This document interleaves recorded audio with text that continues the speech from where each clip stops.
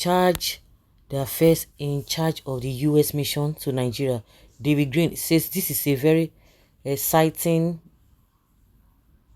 time in the U.S.-Nigeria bilateral ties, stressing President Bola Tinubu's petrol subsidy removal and the unification of the foreign exchange markets. So they love it. Hey, even as Nigerians are crying that this thing is causing more hardship, but these guys they love it.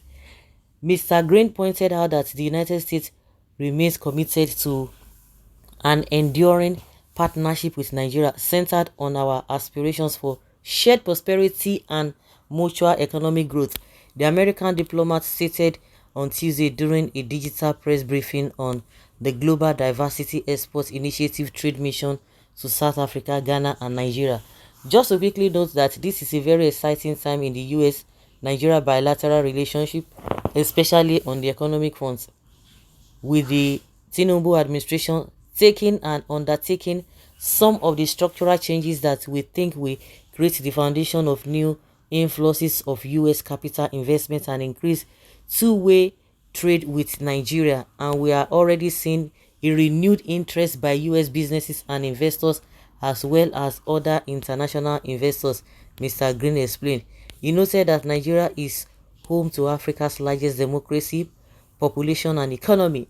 We really believe that Nigeria's economic growth will bring stability and prosperity not only by the Nigerian people but also across West Africa, where Nigeria is such an economic heavyweight through cross-border expansion and economic integration, including under the African Continental Free Trade Area, Mr. Green said during the briefing. Hi.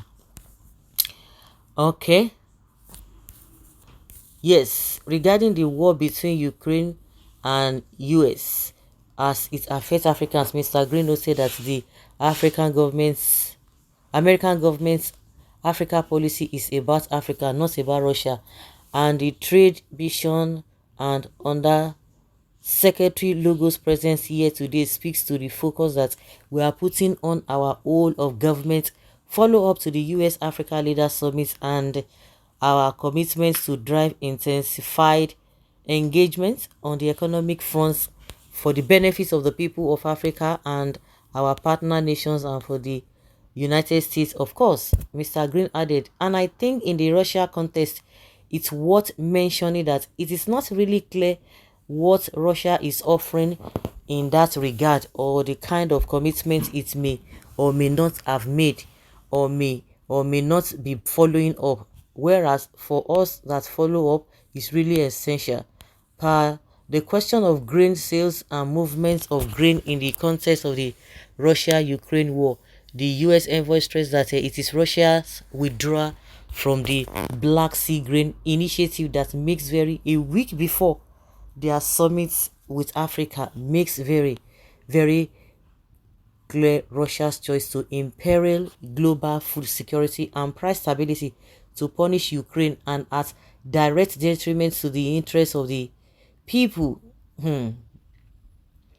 so many countries around the world, but especially here in Africa. The briefing also had in attendance under the Secretary of Commerce for International Trade, Marisa Lago, from the U.S. Department of Commerce, formerly Assistant Secretary of Treasury for International Markets and Development. In a nutshell, okay, everything happening now, they love it. They sweet them. Why not? You guys must have blackmailed him because of his drug case in USA, intending to use him as your puppet, which I know would be counterproductive to Nigeria and Africa, because they are using for their selfish gains. They know he is not the real president and he is ready to strike a deal with them to remain there as president. Whatever they want, he will give it to them, double if not more than double. You see, the West celebrates our sorrows. That means they are actually against us. It is always so when you have your moron in government in Africa. I like to point to you what Lee Queen said about the West applauding you. They do so when you are destroying your people to protect their interests. Mr. Green take for the free Africa won't remain like this for a long time. My people, this suffering in Nigeria can't it happen in the US. Don't you subsidize your people. Stop kidding us. Nigeria cannot be great with the situation we are presently. Biden might say be happy, or Biden might be happy because all indices favors America. Naira has been having a free fall due to floating of the currency. Removal of fuel subsidy has crippled the economic growth. Tinubu's problem is timid submission to America against Nigeria interests.